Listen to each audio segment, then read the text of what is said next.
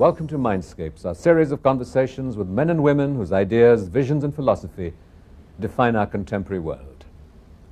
My guest today is a contemporary spiritual master in the tradition of the ancient sages of India. His teachings, his philosophy have impacted more than 1 million people in 90 countries. He embodies the highest aspirations of our heritage. I'm delighted to welcome Sri Ravi Shankar. What is really the goal, the aspiration of spiritual quest? Is it the pursuit of happiness? Indeed, indeed. See, we are made up of both matter and spirit.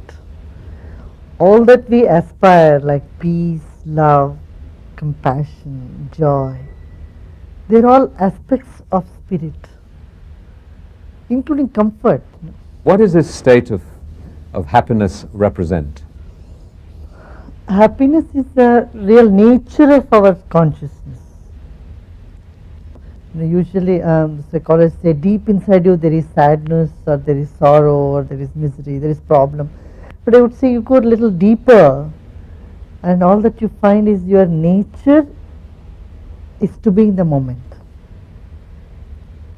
And is that... And that's happiness. That moment represents happiness? Right, right.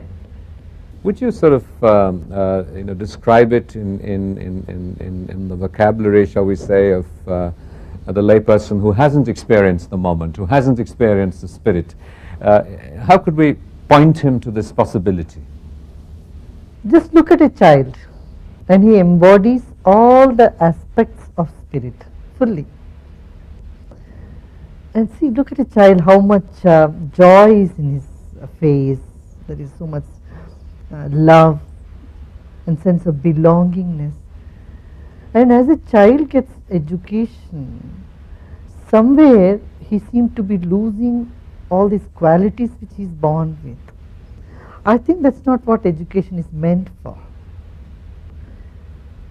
Education has to keep the smile and the innocence, the love and the freedom a child experiences.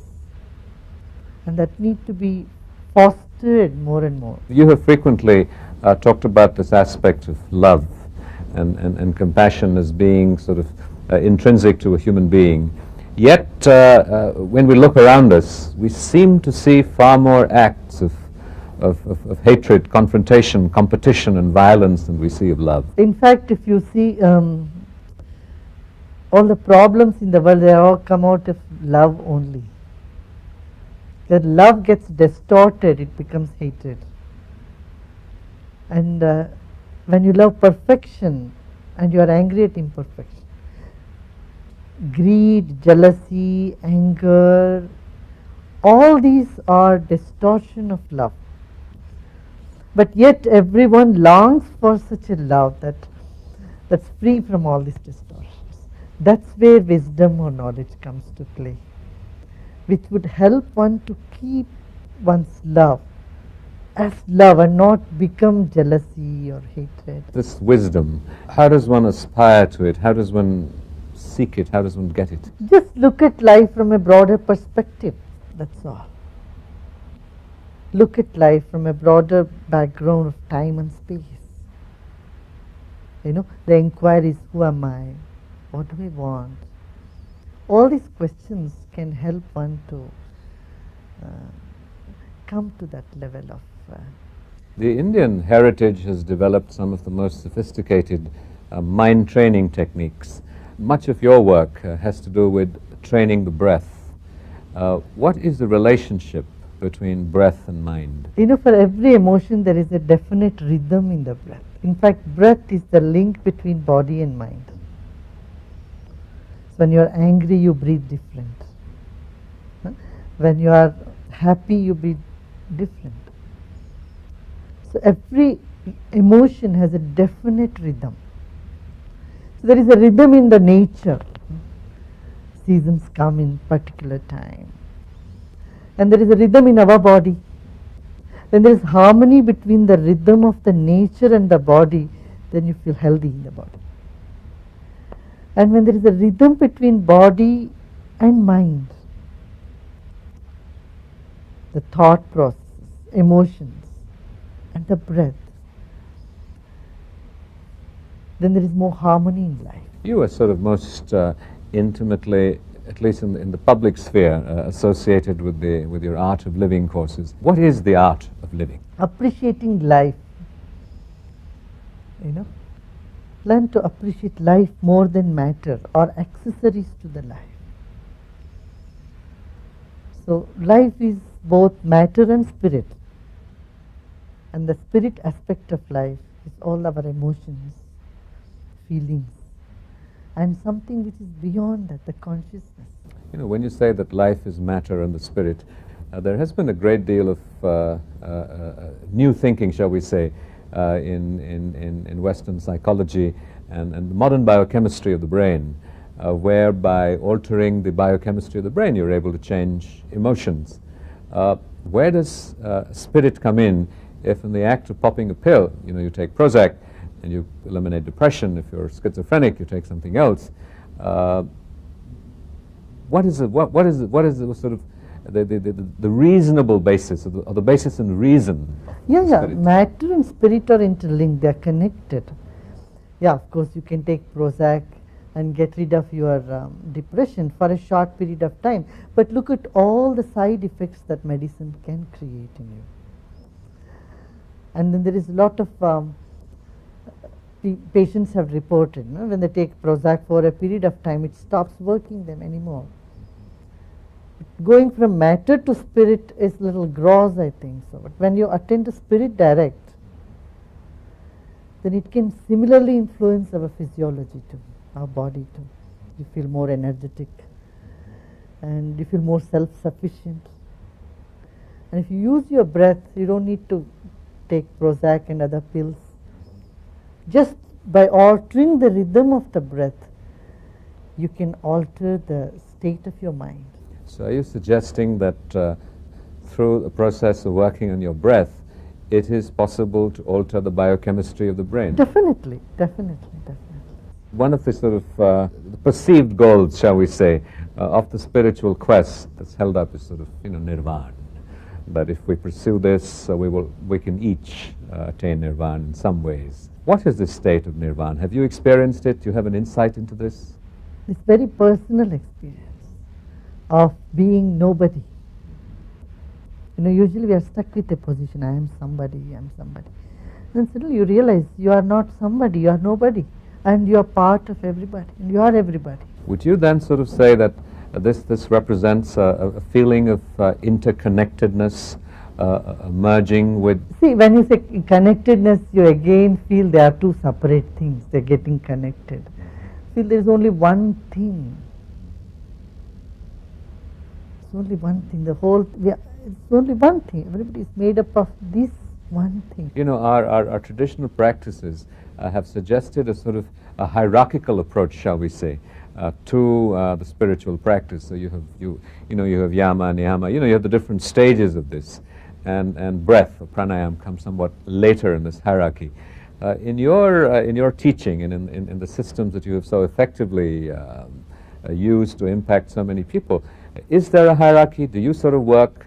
Do you only introduce people to the higher levels of technique once they have mastered or demonstrated that they have mastered the lower levels? No, I wouldn't say it's a higher or lower level. It's a simultaneous work on our 7 layers of our existence: body, mind, breath, intellect, memory, ego, and the self. So the 7 aspects of our life.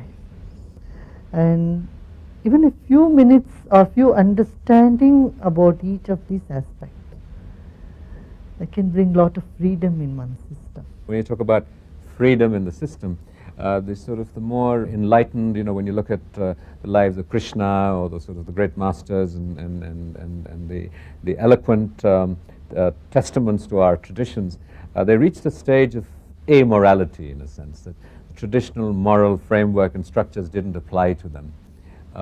Would you say that by working on the breath, that in some way there is a falling off of this, the need for a rigid moral structure? I wouldn't say that the moral structure would fall off.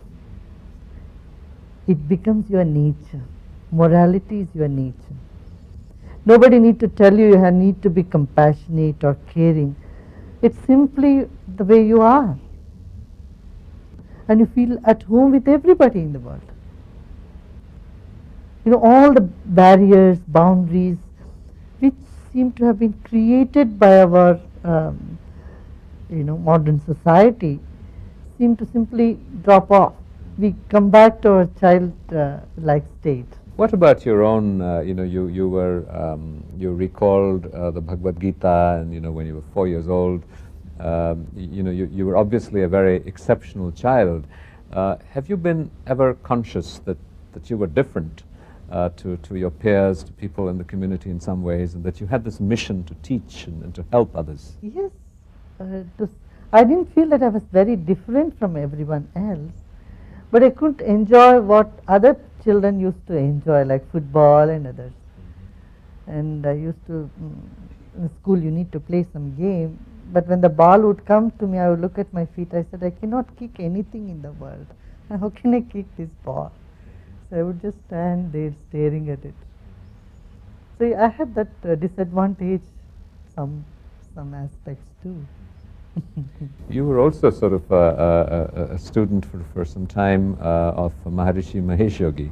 What was the interaction, the relationship, his influence on you? The love and the commitment to make a better society, ideal society.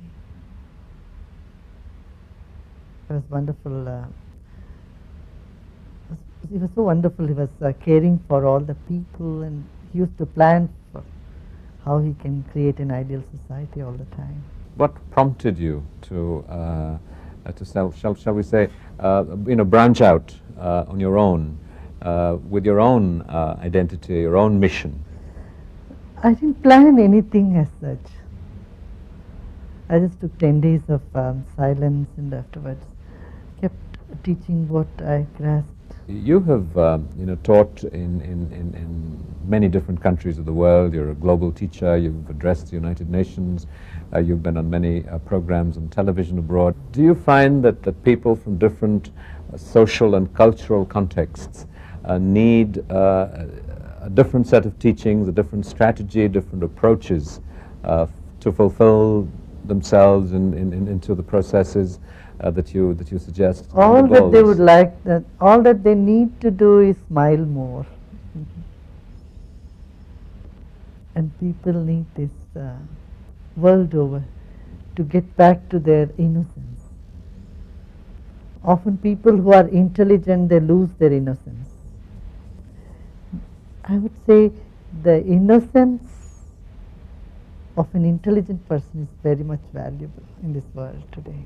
Would you then say that it is not necessary or useful to bring into play the processes of logic and reason, and that this involves in some ways a process of surrender, because you're really seeking to transcend logic and reason?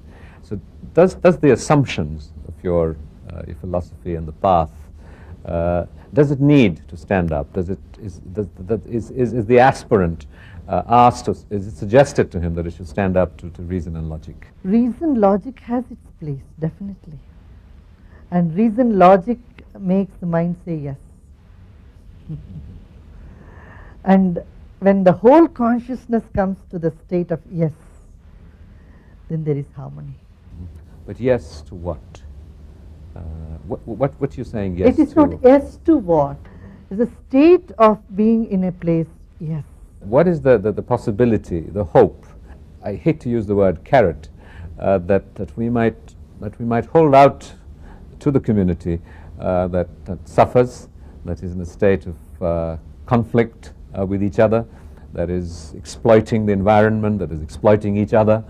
What is it that we can say to them, hold out to them? What possibility that we can hold out to them to draw them into this aspiration?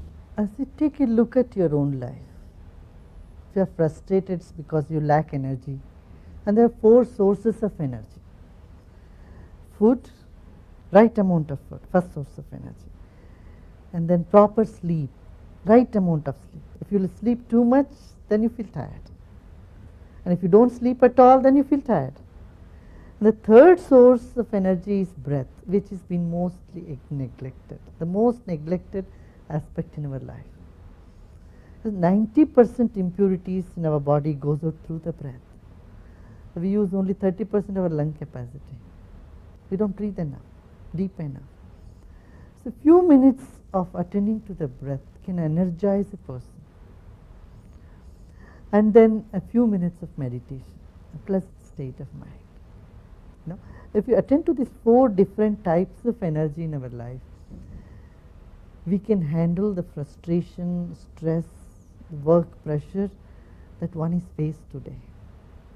Now, with this also needed a sense of belongingness. Today the main question is, there is so much corruption. What is the answer? How can we deal with the corruption? See, what is the problem with corruption?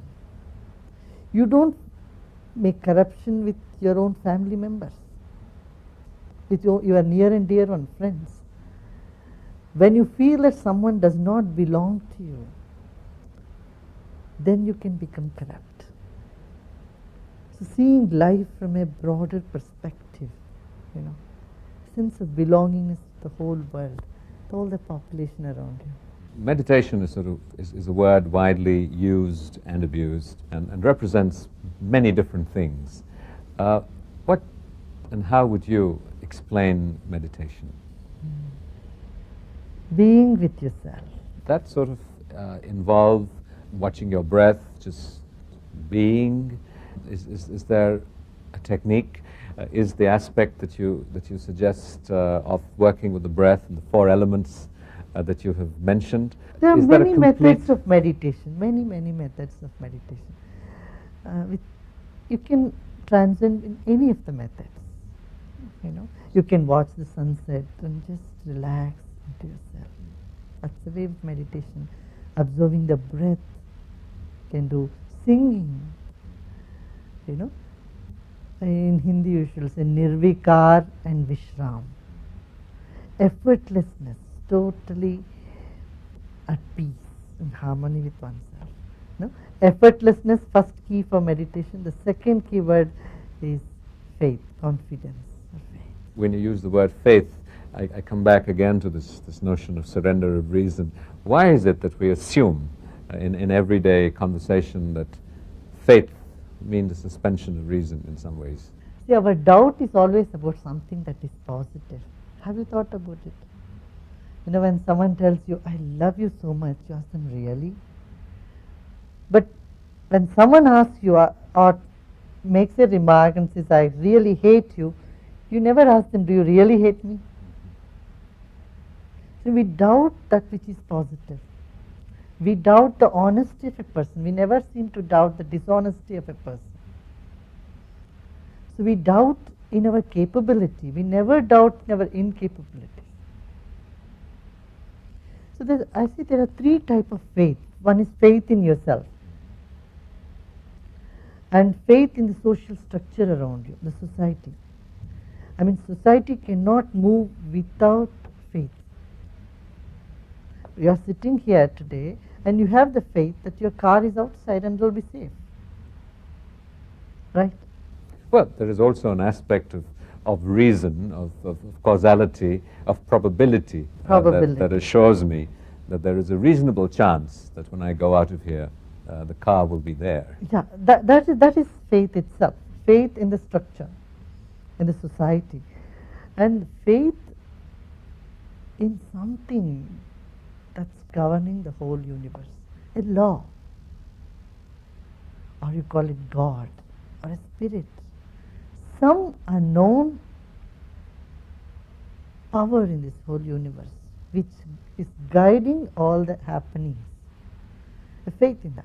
But if there is this God and there is this power, it's the eternal question. Is this the God, a power working towards happiness? Is it working towards the betterment of human beings? And if so, if there is a God in heaven, why do we see so much suffering? If you ask a dancer, what's the goal of your dance, what they would say? That's the ecstasy, the process of surrender. There's no goal to a dance. Dance itself is an act. Itself is joy. Itself is happiness. there is no end to it. When we are reasoning it, we often think about some end product. So your focus is on the goal. That's why here in India we always thought that the creation is a leela, means it's a play, it's a game, where every step is celebration, every step is joy, every step is love manifestation. How would you explain that to the people who are victims of drought in Gujarat? What would you say to them in this sort of philosophical vision of leela and play and surrender? There is no point in talking philosophy at that time. This is an understanding which gives you strength. I cannot go and explain to a person who is in need of a glass of water, come watch dance or see a movie. He says, first give me a piece of bread and butter to eat. I am so tired, I cannot watch a movie now. Right? So, but that doesn't mean that our whole universe is limited to bread, butter and jam. So when what is needed to a person, that moment that need to be given. Just to go back to the issue of values, we tend to have a notion in our education system that in some ways values can be taught, that you put it into the curriculum and the young will develop values. How do you go about this paradigm shift in values? I see informal education is more effective in bringing about the values. Anything you put in curriculum, it loses its effectiveness in some way. This is our practical experience. But if something comes as an extracurricular activity, children seem to envisage more interest in it, and they take it more to their heart. But isn't it a question of children then being exposed to people like you who are embodiments of value? You can have a teacher who has no sense of commitment of values, who is teaching the value of a commitment to truth, of compassion, or what have you, when he doesn't embody it. It's not effective then. Much of your work has also been in the area of prisons, working with prisoners who are sort of the condemned, isolated members of the community. How has that interaction, that interface been with people rejected in a sense by society? This prison work has been very, very satisfactory. This prison work has been very touching, very satisfactory, because these people have been told, you shouldn't do that, you shouldn't be this way, but nobody ever taught how not to feel that rage, anger or hatred when it comes up in them. There was no outlet, there was no method taught to them to release these negative emotions from the system.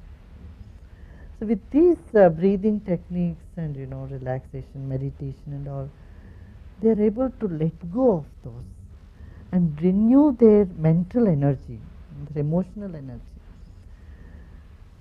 That, many times, many prisoners say that, Guruji, you are responsible for we being in the prison. So had you had taught us this some years ago, perhaps you wouldn't have landed up here. So I take responsibility for that. Also that given the cyclical view of history that we have in our tradition, of the sense of the expansiveness of time, of eons, it isn't really just this lifetime that we confront or experience or enjoy or suffer, depending on your mental state. As a spiritual master working for the community, do you do this as a part of your own evolution, your own karma? Do you feel substantially that your interventions, that your help, that your inspiration, that your leadership will make a difference? Or is it just the maya, the flow of time, and you play yourself out in it too? I would say that's it. We play our parts. It's a whole happening phenomenon. And like, you are not any different from a tree, a rock. A tree stands there, rock exists. So you. In a big picture, you see the whole thing as one organism. So there is no I do something. Since you are hollow and empty, when you relax totally, let go, then spontaneously actions come to you. So you don't need to, put an intention in you, I need to be compassionate to so and so. No, you act through your nature, which is just compassion, or call it love or whatever. And if you're frustrated, agitated, stressed, then your nature will be anger. Do you have any intention for yourself? I have no intention, no. Do you have any aspiration, goal to be a better human being? Do you feel you've transcended humanness in some ways? I don't label myself of anything whatsoever. I don't say I have transcended the humanness or nothing. I'm just here. I'm available to whatever situation and whatever I can do there. Swamiji, thank you very much. This has been a great lesson.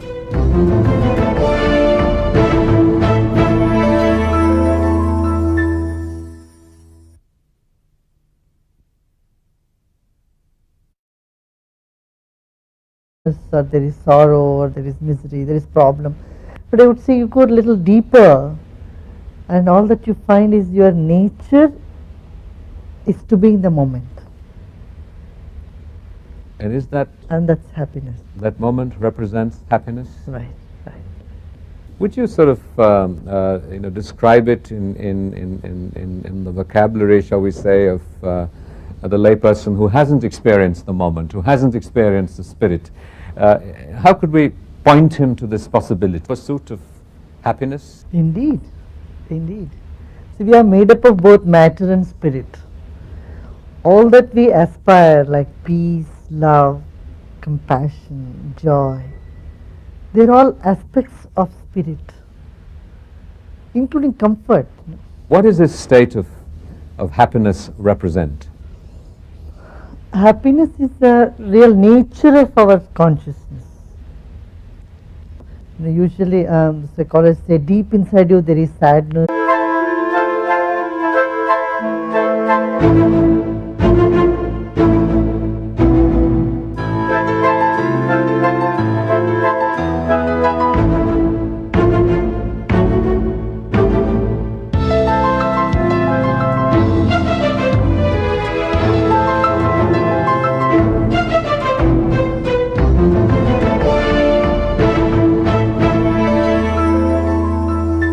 Hello and welcome to Mindscapes, our series of conversations with men and women who...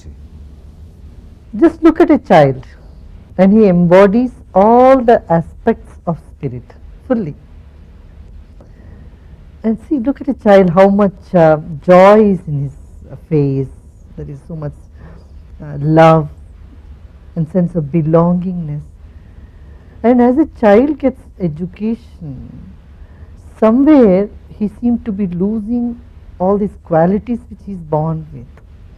I think that's not what education is meant for. Ideas, visions and philosophy define our contemporary world.